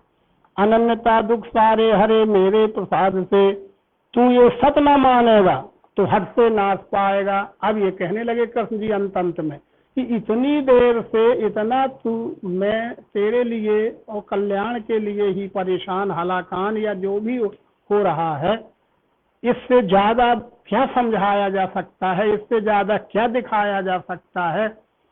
अगर इतने के बाद भी अब तेरी समझ में अगर नहीं आ रहा है तो, और तू हठ ही कर रहा है, करूंगा नहीं मैं युद्ध, रथ में चुप हो रहा, तू हठ में ही फंस जाएगा, तो फिर तेरा नाश होने से कोई ताकत नहीं रोक सकती। अब आखिरी बातें होने लगी, 2 खास बात कि अब भी तू किंतु परंतु अगर मगर लेकिन लगाएगा, अभी भी किंतु परंतु अगर मगर लेकिन है तो ठीक, लेकिन है तो ठीक, लेकिन ये ज्ञानी की बातें चलती है तो ठीक। हम ही को लोग कहते हैं स्वामी जी समझाते तो ठीक हो, है तो ठीक, लेकिन अब तुम लेकिन ही लगाता रहेगा, परंतु अगर मगर गोया लगाता रहेगा तो सत्य का निश्चय तुझे कभी ना होगा। हठ अपनी बात का तू करेगा तो फिर नाश पाएगा। मैं भी कुछ नहीं कर सकता, तेरा नाश पाएगा। सहारे हट के, ये सहारे हट के जो तू कहेगा रण में त्यजूं, तो तेरा हट है व्यर्थ कराएगा स्वभाव। अगर तू हट कर रहा है, बात वही आ गई कि सहारे हट के जो तू कहेगा रण में त्यजूं, ये युद्ध रूपी कर्म मेरे से ना होगा, इस बात का हठ यदि तू करके और छोड़ के युद्ध चला भी जाएगा तो भी तेरा स्वभाव तुझे चैन से न बैठने देगा, फिर यही करने आएगा लौट के। क्योंकि मनुष्य का स्वभाव प्रेरता है ना, प्रेरित करता है। अभी किसी कारणवश छोड़ने को आमादा है, फिर करेगा फिर तू वही। इसलिए स्वभाव से बंधा है तू कौन ते निज कर्म में, त्यागेगा मोह से तो भी करेगा फिर तू वही। इसलिए ही अब ये तू बार बार अभी भी समझ ले, तू बार बार कहता है ईश्वर दर्शन ईश्वर दर्शन ईश्वर दर्शन, मानो मात्र ईश्वर दर्शन चाहता भी है, लेकिन जो असली ईश्वर है, यथार्थ ईश्वर है, उसको देखना नहीं चाहता है। और उसको दिख भी जाए, समझ में भी आ जाए तो उसको किनारे करता है और अपनी कल्पना को आगे खड़ी कर लेता है। तू अभी भी समझ ले कहाँ है ईश्वर। कोई एक व्यक्ति है तो क्या मैं तुझे खड़ा करके ऐसा दिखा दूं कि ये देख ले?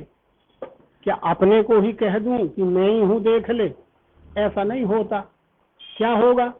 अरे ईश्वर सर्वभूता नाम हृदय से अर्जुन तिष्ठति, संपूर्ण स्वर जिसमें जिसका है, सारी सत्ता जिसकी है, जिसकी सत्ता विकेंद्रीकृत है, धूल के कण से घास के तिनके से लेके सूरज चांद तक, अनंत लोक लोकांतर के अनंत विस्तार तक में जिसकी सत्ता फैली है, वो विराट सत्ता मिलके वो ईश्वर है और वो एक ही है। ईश्वर सर्वभूतानाम हृदय से अर्जुन तिष्ठति, भ्राम्यन सर्वभूतानि यंत्रारूढ़ानि माया, यंत्राकार भिड़ाता है भूतों को निज शक्ति से, एक यंत्र जैसे घूमता है। ये लैपटॉप कैसे काम कर रहा है, ये घड़ी कैसे काम कर रही है, बड़े बड़े यंत्र कैसे काम कर रहे हैं, जो मानव निर्मित हैं, जो मानव निर्मित हैं उनमें फर्क नहीं आ रहा है, कितनी व्यवस्था से घूम रहे हैं। तो फिर ये ईश्वर यंत्र की तरह स्वयंभू सनातन अनादि घूम रहा है, दिख रहा है, रह रहा है। उसके शरण में जाना पार। अब ये बात महत्व की कृष्ण जी कह रहे हैं, तमेव शरणम गच्छ सर्वभावेन भारत, तत्प्रसादात् पराम शांति स्थानम प्राप्ति शाश्वतम। क्या कह रहे हैं भगवान कृष्ण की इसकी शरण में आ पार? इसकी कह रहे हैं क्या? बस अंतर यही है, विभूतियों में और अवतारों में यही अंतर है। भगवान राम ने किसी को नहीं कहा कि इसकी शरण में आ। भगवान कृष्ण हैं इसलिए वो नहीं कह रहे अर्जुन को कि इसकी शरण में आ। मायानंद जी 9वें अवतार है, नहीं लिखा कहीं कि इसकी शरण में आ, उसकी शरण में जा। उसकी यानी ये विश्व रूप के रूप में दिखने वाला जो परमात्मा है उसकी शरण में जा, ये विश्व रूप की सेवा में लग जा। तो उसके शरण में जाना पार। तू सर्वभाव से साकार भाव निराकार भाव इन भावों में उलझ के न जाना। सर्वभावेन भारत, सब तू ही है। तमेव माता च पिता तमेव, तमेव बंधु च सखा तमेव, तमेव विद्या च द्रविणम तमेव, और तमेव सर्वम। ये भाव से जा, सर्वभाव। फिर प्रसाद आ गया, उसके प्रसाद से स्थायी शांति का स्थान पाएगा। उसके प्रसाद से जब तुझे परासाध्य हो जाएगी, परासाध्य का नाम प्रसाद है। ये ज्ञान परा ज्ञान है और संसार का ज्ञान अपरा ज्ञान है अर्जुन। तो परा ज्ञान में जब तू आ जाएगा तुझे परासाध्य हो जाएगी, तो स्थायी शांति, अचल शांति, अखंड सुख, अखंडानंद बोधाय शिष्य संताप हारिणी परमानंदम परम सुखदम, वो तुझे प्राप्त हो जाएगा। अत्यंत गोह ये ज्ञान तुझे मैंने बता दिया, उसको ध्यान में लेके रहना निज बुद्धि से। ये भगवान कृष्ण अंत अंत में कहने जा रहे हैं कि इति गोहतमम, अत्यंत गोह ये ज्ञान तुझे मैंने बता दिया। गोह, गोहतर और गोहतम, ये 15वें अध्याय के अंत में भी जो कहे आए थे उसी को फिर दोहरा रहे हैं कि अंत अत्यंत गोह ज्ञान जो था वो मैंने तुझे बता दिया। है रहस्य अति गूढ़ है, लखना पर अज्ञान, ये स्थिर धीरे विषय में करें विचार सुजान। मानस में भी तुलसीदास लिखते हैं कि यह रहस्य रघुनाथ का, यह रहस्य रघुनाथ का, वेग न जाने कोई, और जो जाने रघुपति कृपा तो सपने मोह। ये रहस्य है, ये विश्व ही परमात्मा है, यही तो सबसे बड़ा रहस्य है। इसको जो जान जाता है वो रहस्य उद्घाटन हो गया। मैंने सारे पर्दे खोल दिए, अब कोई चीज छिपी नहीं रह गई है। गोह, अत्यंत गोह ये ज्ञान तुझे मैंने बता दिया, उसको ध्यान में लेके रहना निज बुद्धि से। गुह्यों का सार फिर मेरे सुन ले श्रेष्ठ वाक्य ये, प्रिय है तू मुझे इससे कहता हूँ कल्याण। तो आत्म प्रेम है तेरा मेरे से, स्वार्थ प्रेम नहीं है। आत्म प्रेम होने के कारण तेरे और मानव मात्र के कल्याण के लिए मैं तहस नहस हो रहा हूँ, मुझे मेरा कोई स्वार्थ नहीं है। अनन्य भक्त हो मेरा मन मना भव मुद भक्तो मद्याजी माम नमस्कुरु, मामे वैश्य सत्यम ते प्रतिजाने प्रियवसी में। अनन्य भक्त हो मेरा, मेरा यानी इस विश्व रूप का अनन्य भक्त हो। पूजना, इसी को पूजो। कैसे पूजो? स्वकर्म के द्वारा। नमना, इसी को विनम्रता से व्यवहार करना। मिलेगा मुझ में सत्य प्रण है प्रीतु मुझे। अब आज बहुत बड़ी बात कह रहे हैं कृष्ण जी, जो आज के लिए लागू हो रही है। सर्वधर्मान परित्यज्य मामेकं शरणं व्रज, अहम त्वाम सर्व पापेभ्यो मोक्षयिष्यामि मा शुचा। छोड़ के सब ही धर्म। अरे कृष्ण जी कहते अर्जुन तू सब धर्मों को छोड़ दे, अब अधर्मी बन जा। और भगवान कृष्ण धर्म संस्थापनार्थाय संभवामि युगे युगे, धर्म रक्षण के लिए, धर्म स्थापना के लिए आए हैं। और अर्जुन को कह रहे हैं कि तू सब धर्म छोड़ दे तो अधर्मी बन जा। अवतार अधर्मी बनाने आए हैं क्या? तो फिर कैसा अर्थ करोगे इसका? कह तो रहे हैं कृष्ण जी कि सर्वधर्मान परित्यजे। वो उस समय ये धर्म नहीं थे, ये कई बार बात हो गई। जो आज धर्मों में हम बटे हैं, भगवान कृष्ण का काल 5000 साल के पहले का है। और उस समय ये धर्म नहीं थे। ये सब धर्म जो आज चल रहे हैं ये 5000 साल के बाद ही इनका सबका नामकरण और विस्तारीकरण हुआ है। उस समय तो ये धर्म ही नहीं थे, तो इनकी बात क्यों कृष्ण जी करेंगे? पर धर्म की बात तो कर रहे हैं कि छोड़ के सब ही धर्म। तो उस समय जो अर्जुन धर्म मान के बैठा था, कुल धर्म और जाति धर्म है। ये अर्जुन, ये कुल धर्म और जाति धर्म सनातन नहीं है। तू सनातन धर्मी बन। मैं सनातन धर्म के स्थापन और रक्षण के लिए आया हूँ। और ये विश्व ही सनातन है। ये सनातन धर्म में मानव धर्म सनातन है, विश्व धर्म सनातन है, ईश्वरी धर्म सनातन है। तू उस थाम, तू मुझे उस एक को। ये कुल और जातियां तो दशाब्दी शताब्दी में बदल जाती हैं। आज तो ऐसे सरनेम हो गए कि पता ही नहीं कर सको कि कहाँ कौन कुल जाति है। तो उस समय भी कुल धर्म थे और जाति धर्म थे। और अर्जुन कह रहा था कि जाति धर्म कुल धर्म मिटने वाले को नरक की प्राप्ति होती है, सुना है हमने यही। तो कृष्ण जी ने कहा कुल धर्म और जाति धर्म मिटने से अर्जुन नरक नहीं मिलेगा, सनातन धर्म को न जानने से जरूर नरक मिलेगा। इसलिए तू सनातन धर्म को जान, सनातन बन। अब क्या सनातन है वो एक पद में भगवान ने कह दिया है। तुम गहो विश्व जन सत सुख का स्रोता है, ईश्वरी धर्म तो विश्व रूप होता है।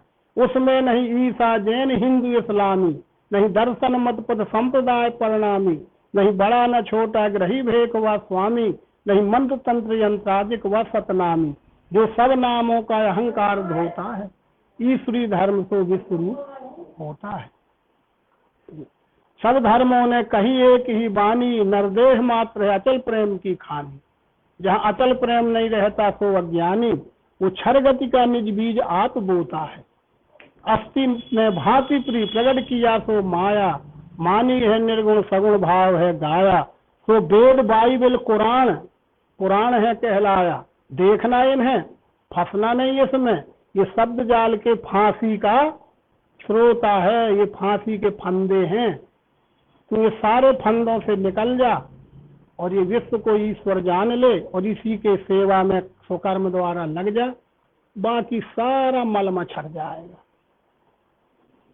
छोड़ के सब ही धर्म, थाम तू मुझे एक को मनीश्वरी धर्म को। शोक छोड़ निकालूंगा पापों से सब में तुझे। अब आगे हिदायत देते हैं, ये ज्ञान तपसी को न बताना भक्त को, सुने नहीं करे मेरी निंदा जो उसको नहीं। हे अर्जुन, ये ज्ञान जो मैं हो रहा है, ये ज्ञान अतपसी को और अभक्त को नहीं बताना। अब ये महत्व की बातें हो रही।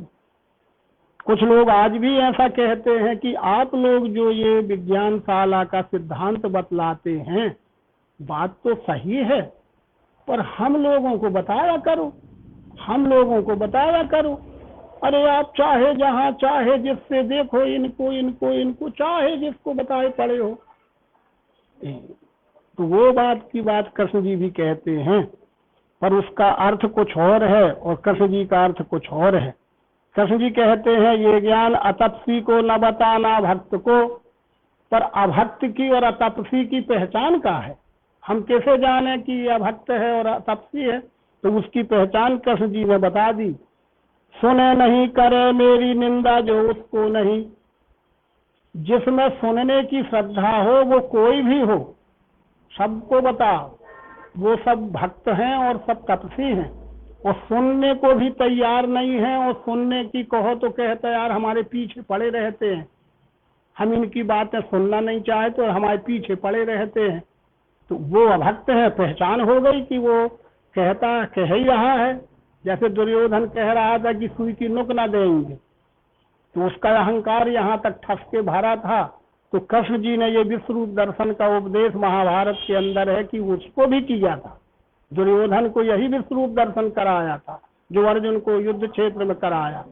पर उस समय दुर्योधन को नहीं पता। क्यों नहीं पता? कृष्ण जैसे समझाने वाले से भी क्यों नहीं पता?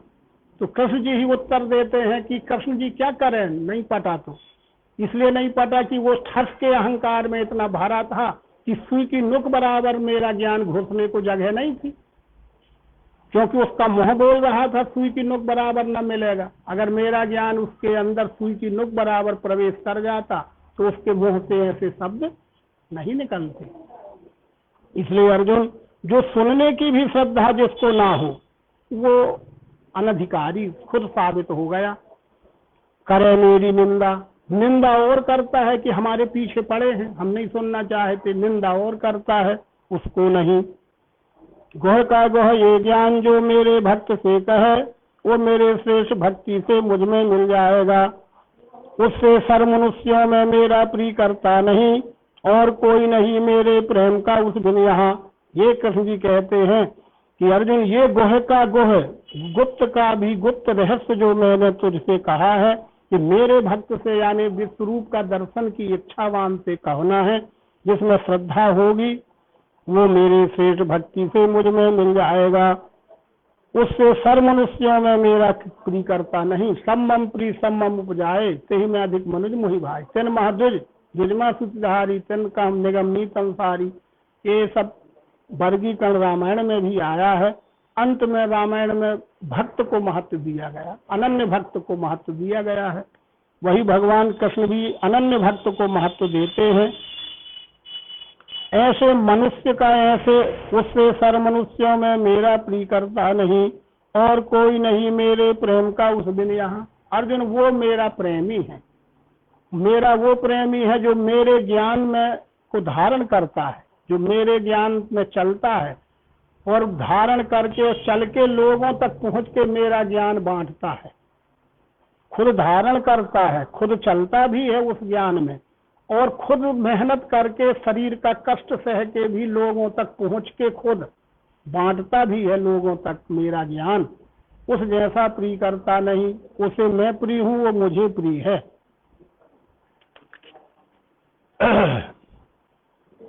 धर्म का बीज ये मेरा तेरा संवाद जो पढ़े, ये फलश्रुति है अब ये गीता की। धर्म का बीज ये मेरा तेरा, अर्जुन जो मेरा तेरा ये संवाद है, ये धर्म का बीज है। बीज, धर्म को यदि पहचानना है तो बीज पहचानना पड़ेगा। बिना बीज पहचाने झाड़ की पहचान ना होगी। इसलिए धर्म की पहचान करना है तो ये बीज की पहचान करना। उसने ज्ञान के द्वारा मुझे प्रिय वही किया, उसने ज्ञान के द्वारा जो मुझे प्रिय है वही जो मेरा काम कर रहा है वो मुझे प्रिय है। जो जिसका काम करेगा उसको वो प्रिय रहेगा। मेरा काम ज्ञान है, दर्शन ज्ञान है। जो मेरे इस दर्शन ज्ञान को लोगों तक पहुंचाता है वही मुझे प्रिय है। और अंत में तो ये तक कृष्ण जी ने कह दे कि अर्जुन, तू संसारी दृष्टि से यदि विचार करता है तो इस संसार में मेरा कोई नहीं है। इस संसार में मेरा कोई नहीं है, टोटली कोई नहीं है, और तू भी नहीं है। तू मत सोच कि कोई ना होगा प्रभु, पर मैं तो हूं। मैं सबसे पहले मैं तुझे कहना चाहता हूं कि इस संसार में कोई नहीं है तो मेरा, तो उसमें एक तू पहले नंबर पे है। अब उसकी और हालत बिगड़ जाएगी ना। पर कृष्ण जी कहते हैं तू ये समझ ले, तू मेरा जब हो सकता है जब मेरे ज्ञान में रहेगा। मेरा वही है जो मेरे ज्ञान में रहे, जो मेरे ज्ञान में चले। नहीं तू भी स्वार्थी है, स्वार्थ वाला मेरा नहीं हो सकता, ना मैं किसी स्वार्थ में बंधा हूं। तू भी मेरा नहीं है, बोल है क्या? अगर मेरा है तो आगे परीक्षा हो रही है। अब मेरा जब जानूंगा, जब ये परीक्षा पास कर जो आखिरी में है। अब ये बात कैसे मानूंगा कि तू मेरा है? ये बात आगे आ रही है। श्रद्धा से छोड़ के द्वेष सुनेगा नर जो इसे, उसके पाप धुले जावे लोक में पुण्यवान के। इसलिए पढ़ने वालों को भी फल मिलेगा। ऐसा नहीं है कि पढ़ने वाले को कोई फल ना मिलेगा। ये फलश्रुति बतला रहे हैं 2 श्लोकों में। धर्म का बीज ये मेरा तेरा संवाद जो पढ़े, उसने ज्ञान के द्वारा मुझे प्रिय वही किया। और श्रद्धा से छोड़ के द्वेष सुनेगा नर जो इसे। आप लोगों ने सुना भी तो है और देखा भी है, तो उसके पाप धुले, उसके द्वैत कुछ तो ढीले पड़ेंगे। वो पाप धुलना है जावे लोक में पुण्यवान के। पुण्यवान लोक में जाएगा, यानी अद्वैत भाव में जाएगा। द्वैत भाव से अद्वैत भाव में जाएगा। अब तेरी परीक्षा हो रही है, अर्जुन की परीक्षा हो रही है। अब तू भी मेरा नहीं है, लग कह तो दिया। कहा नहीं तो अरे बात मैं क्यों नहीं हूँ? कहा नहीं ऐसे तो तुम्हें थोड़े मानता हूँ। कहा परीक्षा दे, तू परीक्षा में पास हो तब मानूंगा। क्या है? पेपर दे दिया, प्रश्न कर दिया। ये 72वां श्लोक प्रश्न है अर्जुन के लिए। पार्थ तूने सुना है क्या ज्ञान स्थिर चित्त से, धनंजय मिटा तेरा मोह अज्ञान या नहीं। अर्जुन क्या तूने मेरे द्वारा जो भी हुआ इसको देखा सुना जाना समझा है क्या? पार्थ तूने सुना है क्या ज्ञान ये स्थिर चित्त से, हे धनंजय मिटा तेरा मोह अज्ञान व नहीं। तेरा मोह और अज्ञान मिटा है कि नहीं? ये परीक्षा है तेरी। अगर मिट गया है और स्वकर्म में लग जाता है तो तू मेरा है, और नहीं है तो फिर ऐसा तो सुना सुनी सब जग के है, सब सुना सुना है। यात्रा चली शमशान की ढोल बजा बज्जा, तुम बिना अनुभव ज्ञान के मन का भ्रम दर्शा। मुर्दा के आगे ढोल बजते हैं, किसको बजते हैं? पूछो भला वो किसके लिए बज रहे होंगे। मुर्दा के आगे जो ढोल बजते हैं वो किसको बज रहे हैं? कोई पता नहीं किसी को। ओके बजते तो हमारे में बजे, हमारे में बजे तो ओके बजे, देखा देखी हो गई। पर किसी से पूछो तो कि ये ढोल किसके लिए बज रहे, न बताएंगे। तो उसे ही भगवान कहते हैं कि तू तो फिर वही हो गया अर्जुन कि यात्रा चली शमशान की ढोल बजावत जाए, जिम बिना अनुभव ज्ञान के मन का भ्रम दर्शाए। खड़ा जहां का तहां है, ढोल बज रहे हैं, किसको बज रहे हैं कोई पता नहीं है, हो गया। तो अर्जुन बोला, अर्जुन ने तो कह रहा था कि मैं हूं तुम्हारा प्रभु। तो परीक्षा की जब बात आ गई तो तत्काल परीक्षा भी दे के पास हो गया। अर्जुन पास हो गया। अर्जुन बोला, नष्टो मोहास्तम लब्ध्वा त्वत्प्रसाद नच्युत स्तुतवस्मिगत संदेहा करिष्ये वचनम तव। गया मोह, जो पहले मेरा मोह था ना वो तो गया मोह। तो जब मोह गए जाएगा तो क्या मिला? धर्म।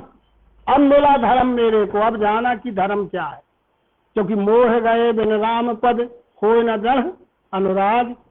पहले मोह जाएगा जब धर्म पहचान में आएगा। तो मेरा मोह चला गया तो मिला धर्म। अब मिला धर्म मेरे को। अभी तक तो मैं मनमानी धर्म में रहा, अब यथार्थ धर्म मुझे मिल गया। गया मोह मिला धर्म, कृपा से आपकी मुझे, आपकी यानी आप सदगुरु हो मेरे, और आपके कृपा प्रसाद से मुझे विश्व रूप का दर्शन ज्ञान क्या मिल गया। कृपा दृष्टि वही मिले, ये कृपा है। ये कृपा नहीं है कि कृपा बरसती है, समोसा खा लेना कृपा अटकी थी या जारी हो जाएगी, ये थोड़ी कृपा अटकी बता रहे थे। वो जो सर्वांग योग शास्त्र में भगवान मायानंद जी कहते हैं, श्री गुरु के पदों को है मेरा दंडोत प्रेम से, यही प्रेम रहे स्थाई कृपा दृष्टि वही मिले। आज क्या नाश्ता करके आए हो? पोहा खा के आए। अरे पोहा खा के आए हो, उसमें नींबू निचोया था क्या? नहीं निचोया, बस तो कृपा तो नींबू में अटकी है, जा निचो के खा ला। अरे ये में भक्त लगे हैं, ये में गुरु लगे हैं, और लग गया सारा संसार ये बटोरने कृपा। कृपा ट्राली में भर भर ले जाओगे क्या? कृपा दृष्टि माने विश्व रूप दर्शन हो जाना। जासु कृपा से भ्रम मिट जाई, गिर जा सोई कृपालु रघुराई। जासु कृपा से भ्रम मिट जाई, गिर जा सोई कृपालु। तुम्हारी कृपा तुम ही रघुनंदन, जान ही भगत भगत चंदन। वो कृपा दृष्टि मुझे मिले। वो कृपा दृष्टि भगवान राम ने किया भक्तों पर, वो कृपा दृष्टि भगवान कृष्ण ने किया, और वही कृपा दृष्टि मायानंद जी बरसा रहे हैं। तो कृपा दृष्टि यानी दिव्य दृष्टि, कृपा दृष्टि यानी दिव्य दृष्टि, और उससे मिलने वाला फल विश्वरूप दर्शन। गया मोह मिला धर्म, कृपा से आपकी मुझे भ्रम पूर्ण गया मेरा। अब हो गया परीक्षा में पास, करूंगा आपका कहा, करूंगा आपका कहा। आज तो सारा संसार दिन रात कथाएं सुन रहा है, सुना रहा है, आचरण की बातें हो रही हैं, पर करने की बात आई तो कोई खाली नहीं। कोई कहता है करूंगा आपका कहा, कहता है कि करूंगा आपका कहा। अर्जुन कह रहा करूंगा आपका कहा, और किया तत्काल तो खड़ा, तो मैं थोड़ी कि करूंगा। अरे करूंगा क्या, इसी क्षण ये खड़ा है सामने। तो अर्जुन ने कहा करूंगा। भीष्म को मारा, द्रोण को मारा। अब भीष्म द्रोण तक बात अटकी थी, तो उन्हीं को तो पहले पराभव हुआ ना। धर्म को जिताना है बस, अब कोई भीष्म द्रोण कुछ नहीं। कहाँ का भीष्म, कहाँ का द्रोण, अब तो धर्म की बात आ गई ना। धर्मेव हतो हन्ति धर्मो रक्षति रक्षता। धर्म का रक्षण होने से प्राणी मात्र का हित होगा, और धर्म का विघटन होने से प्राणी मात्र का विघटन होगा। ये बात समझ में आ गई अर्जुन को। आज हम बड़ों बड़ों की समझ में आज भी नहीं आ रही है, पर जब कृष्ण जैसे का उपदेश घर किया तो समझ में आ गए अर्जुन को। और जब 9वें अवतार मायानंद जी का ये उपदेश अगर थोड़ी भी सुई की नुक बराबर टच हो जाएगा जिसको, वो धर्म समझेगा, और धर्म का रक्षण भी करेगा, और धर्म में चलेगा भी, और परम शांति को भी प्राप्त होगा, सब मिलेगा उसको। गया मोह मिला धर्म, कृपा से आपकी मुझे भ्रम पूर्ण गया मेरा, करूंगा आपका कहा। कह दिया ना। अब संजय बोला, वो लास्ट में भी अब संजय आएगा, अंत हो रहा है। वो धृतराष्ट्र को सुना रहा है कि ये सब संवाद हुआ, मैंने देखा, मैंने समझा, मैं वहां था मौके पे, मैं तो पत्रकार हूं ना, मीडिया।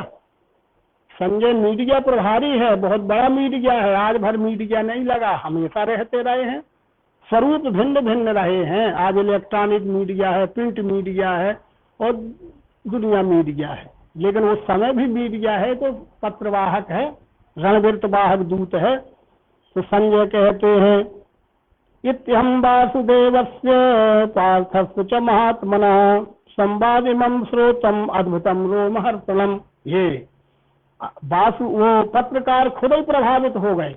आज भी बहुत सी घटनाओं से पत्रकार खुद प्रभावित हो जाते हैं। तो वो संजय खुद एक्साइड हो रहा है, प्रभावित हो रहा है, उत्साहित हो रहा है, एक्साइटेड हो रहा है। ऐसे पार्थ महात्मा का भगवान वासुदेव का सुना संवाद ये मैंने अद्भुत रोमहर्ष का। हे राजन, जो भगवान श्री कृष्ण और अर्जुन के बीच में विचित्र अति गूढ़ रहस्यों को उद्घाटित करने वाला संवाद हुआ, मैं तो वहां खड़ा था और मैं सब सुना संवाद ये मैंने अद्भुत रोमहर्ष का।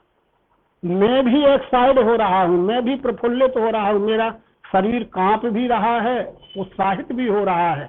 कैसे बताऊं तुम्हें, कैसे बताऊं तुम्हें कि क्या हुआ और क्या देखा है। मैंने जो देखा तो देखा, अब देखे हुए को मैं शब्दों में कैसे बखान सकता हूँ। कैसे सुना तुमने भैया? कृपा से व्यास ने मैंने, कृपा से व्यास के मैंने, गोह से गोह योग ये साक्षात सुना कहा जैसे योगेश कृष्ण ने। ये व्यास जी ने कृपा करके मेरे को नियुक्त कर दिया था। व्यास जी की सिफारिश से मैं ये रणवीर वाहक दूत के नेता के रूप में, मुखिया के रूप में था। मेरे सहयोगी पत्रकार संवाददाता बहुत से थे, लेकिन उन सब का संकलन करके एक बना के आप तक पहुंचाने की जिम्मेदारी मेरी दी गई थी व्यास जी की सहमति से। इसलिए कृपा के व्यास से मैंने गोह से गोह योग ये साक्षात सुना, मैंने खुद वो किया है, जैसे योगेश कृष्ण ने। और राजन ये केशव अर्जुन का अद्भुत संवाद पुण्यवान। ऐसे संवाद तो बहुत सुने, बहुत देखे, हम संवाददाता ही हैं, रोज ही संवाद छापते हैं, लेकिन राजन ये केशव अर्जुन का अद्भुत संवाद, अद्भुत अद्भुत शब्द का उपयोग कर रहा है अर्जुन संजय। सदैव सोचता हूं मैं अपूर्व सुख है मिले।